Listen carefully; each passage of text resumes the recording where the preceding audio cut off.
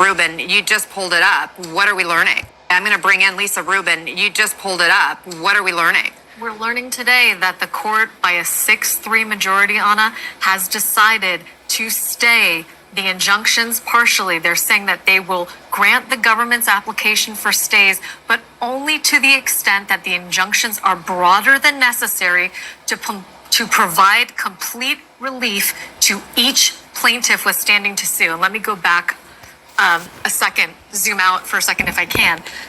One of the questions here was, if the court was going to stay these injunctions, how were they going to do it?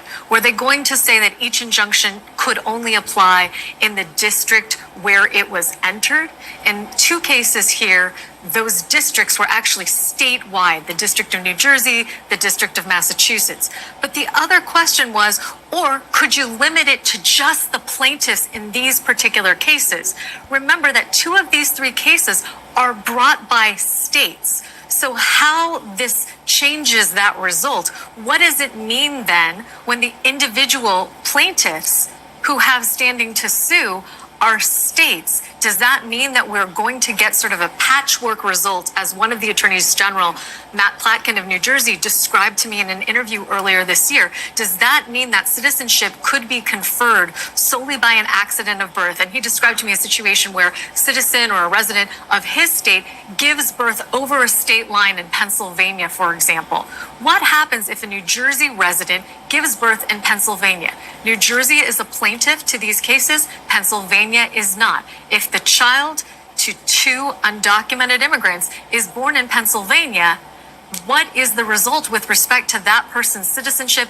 These are a bunch of questions that are now going to result. But at the very least, we are going to see a circumstance where the president's executive order curtailing birthright citizenship is going to effectively be allowed to be implemented in certain states, but not in others. Okay, so Leah Litman, what does this mean for Trump's executive order on birthright citizenship? Is it now in effect in certain places, just not in the places that initially were where these cases were brought? So unfortunately, that is going to be worked out by the lower courts on remand, because what the Republican justices decided is, as to the individual plaintiffs who filed suit, courts cannot award them nationwide injunctions. That is the only thing courts can give these individual plaintiffs, is a determination that their children would be United States citizens. But as to the states that challenge this executive order, the Supreme Court says, we are not deciding whether a nationwide injunction is necessary to provide the states with complete relief, and therefore they send the case back down to the lower courts to make that determination initially. Now, that doesn't mean the executive order is going to go into effect immediately. The executive order indicates that it contains a 30-day period in which the administration will create some sort of guidelines and process to figure out how it will be implemented. And during the oral argument, the Solicitor General said their position is that 30-day period had not started because the lower courts had enjoined the executive order before it went into effect. And so therefore, there will be at least a 30-day period.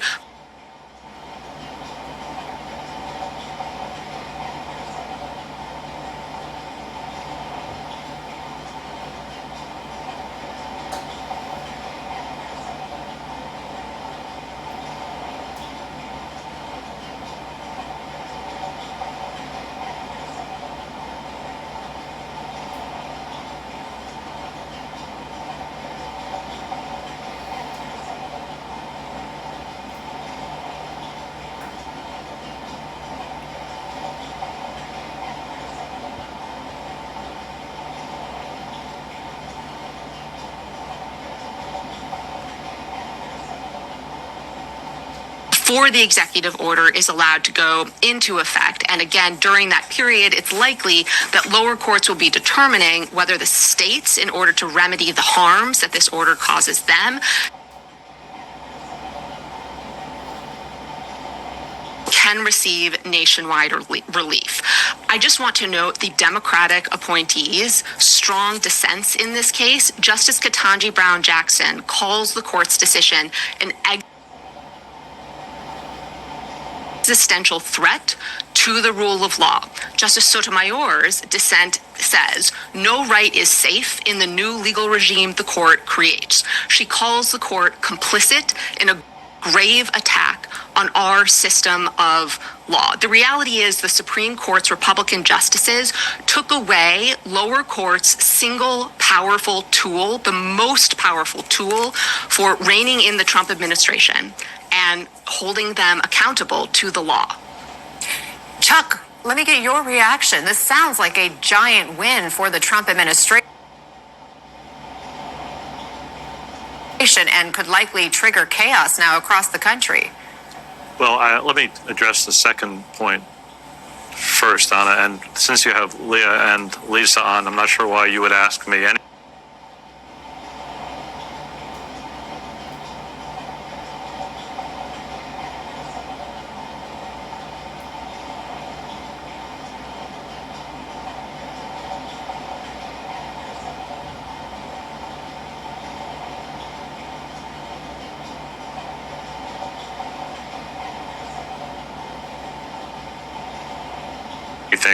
They're both way smarter than me, but it strikes me. You're all brilliant. No, well, I'll prove otherwise in a moment, Anna, but it strikes me that now individual plaintiffs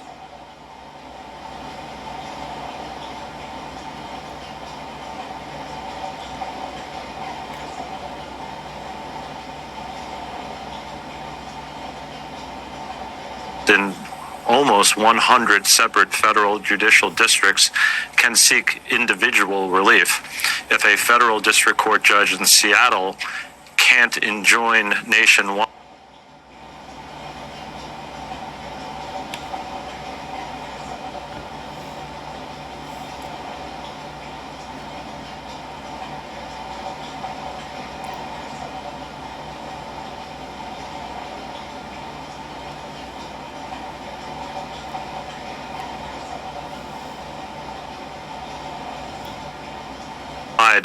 President Trump's executive order on birthright citizenship, but can only do so in the Western District of Washington, where he sits, then similarly situated plaintiffs, women who would give birth to a child who would otherwise be a U.S. citizen, could bring suit in Maine and in Vermont and in the Northern District of Florida and everywhere in the country. And right now you have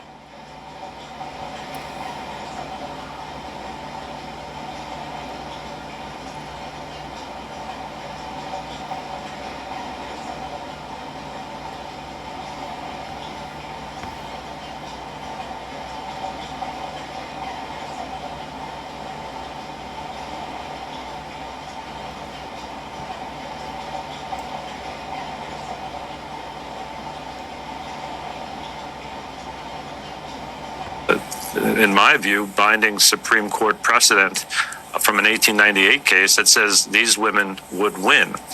This is a procedural decision from the Supreme Court.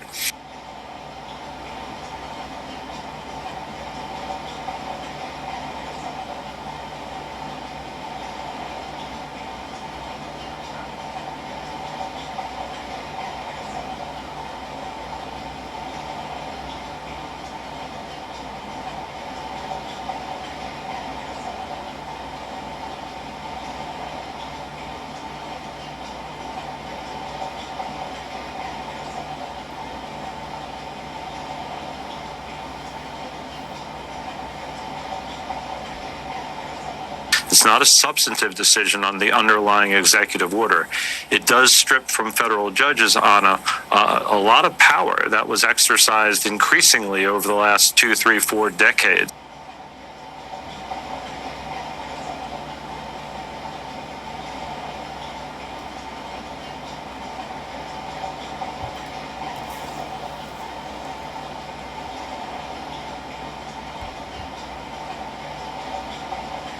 Against presidents of both parties. And it was clear to me from the argument that a number of the more conservative justices were going to go exactly this way, that they were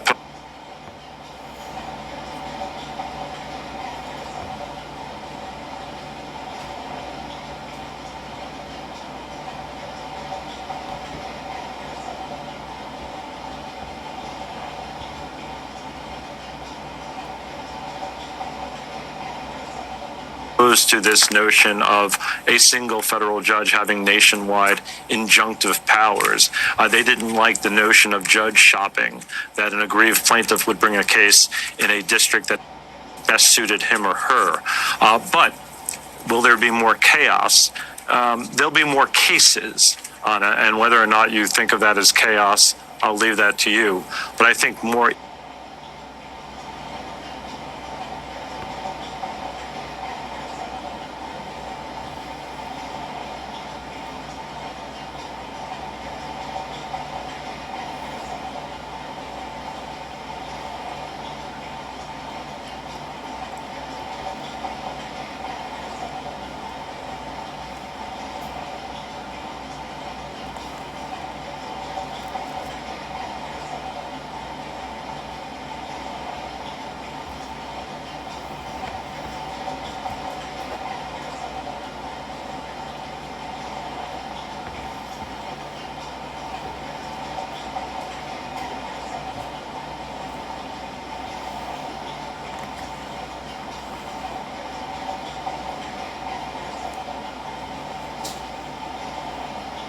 individual plaintiffs will bring more individual cases seeking similar relief. Well, the reason I ask Chuck about the chaos is I'm trying to envision a situation in which you have to have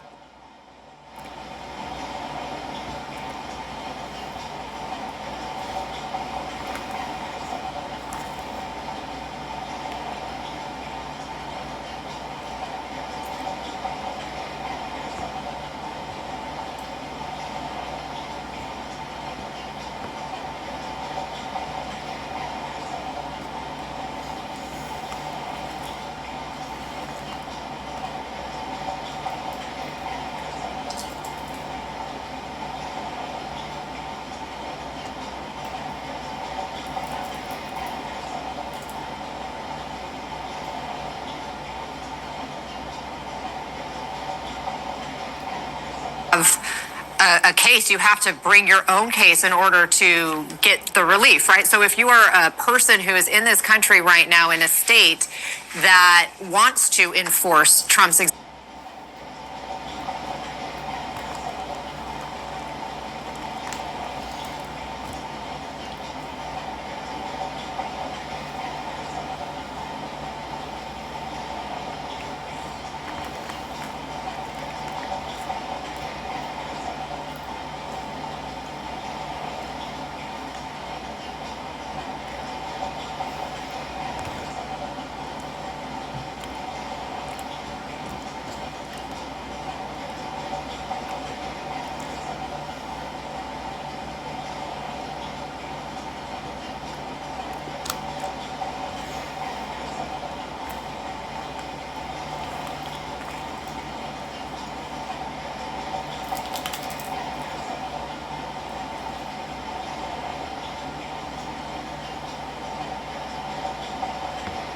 executive order banning birthright citizenship, and you're an immigrant and you have a child, what does that mean for this child in that state compared to what it means for a child who's born in another state?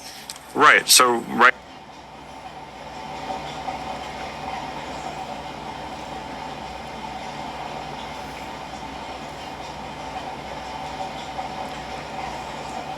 Now, arguably, children in certain states, and I think this was Lisa's point, have protections that children in other states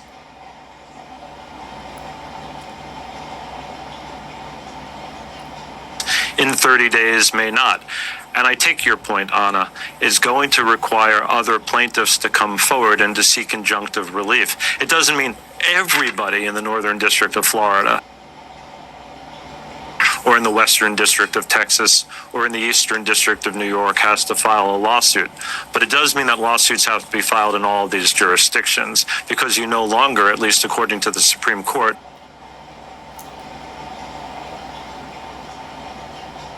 for individual plaintiffs, have nationwide injunctive relief available to similarly situated plaintiffs, similarly situated mothers and their children. And so, yes, it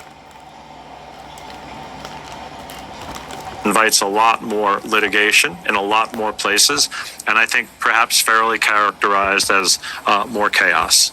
I mean, even Justice Kavanaugh asked during the oral arguments, what do hospitals do with it?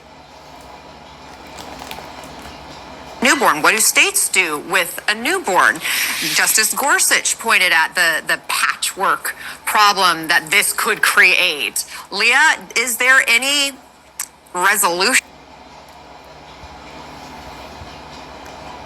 that is within this opinion that you're reading through?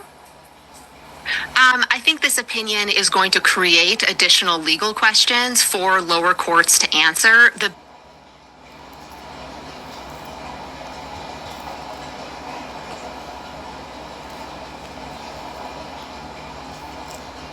big lingering question is when states can obtain these nationwide injunctions, because if they can obtain these nationwide injunctions, then that is going to minimize the kind of chaos that allowing this order to be implemented in some states rather than others would create. But we don't know whether the Supreme Court would sign off on a lower court decision that says in order to award the states complete relief, a nationwide injunction is warranted and the policy has to be blocked on a nationwide basis. I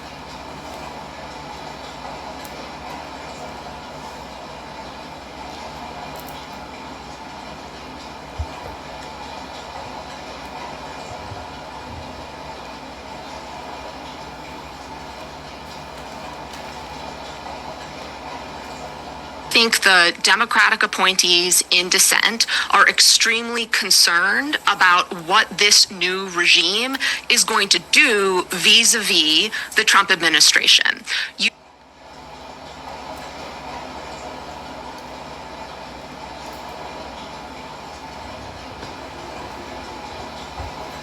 have Justice Sotomayor in her dissent suggesting that the Supreme Court basically rewarded the Trump administration's gamesmanship. In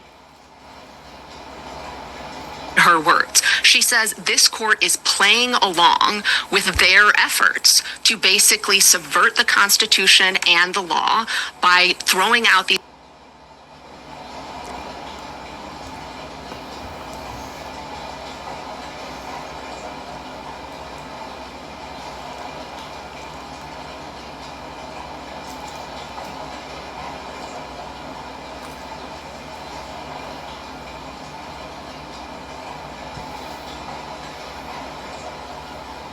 procedural arguments that effectively allow them to implement illegal policies that lower courts have determined are invalid. She faults the court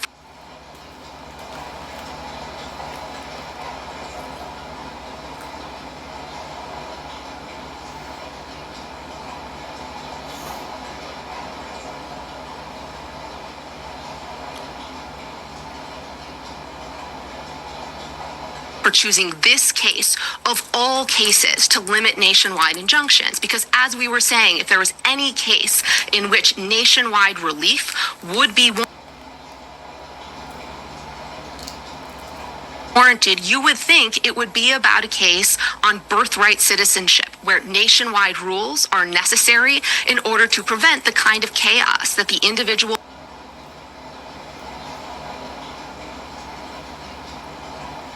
plaintiffs and the states warned about.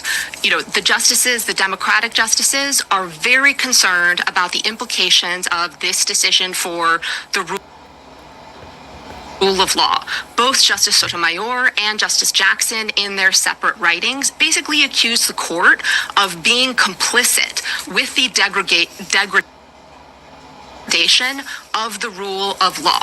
Justice Jackson said this court's complicity in the creation of a culture of disdain for lower courts, their rulings, and the law will surely hasten the downfall of our governing institutions, because what the Republican justices are allowing the Trump administration to do is, again, implement illegal policies, potentially in places where they haven't been challenged, as to individuals who have not been able to find a lawyer to represent them to challenge the policy on their basis.